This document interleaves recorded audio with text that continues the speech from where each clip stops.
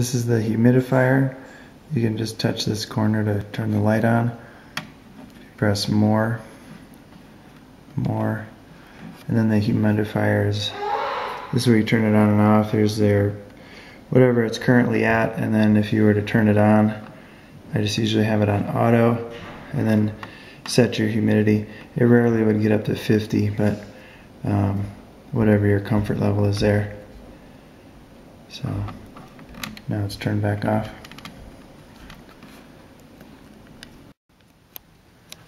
Going in the utility room here, this is for also the humidifier to turn it on.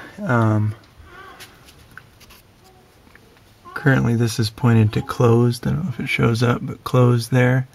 To open it up, whenever you turn the furnace back on in the winter, cold months, turn it that way so that it's parallel, air will flow through.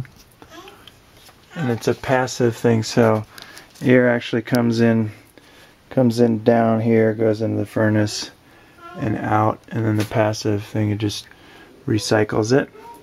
And here's the humidifier. There's a filter in there that should be clean, so you guys shouldn't have to mess with that. The water drains down into that drain. And I think that's it for the humidifier.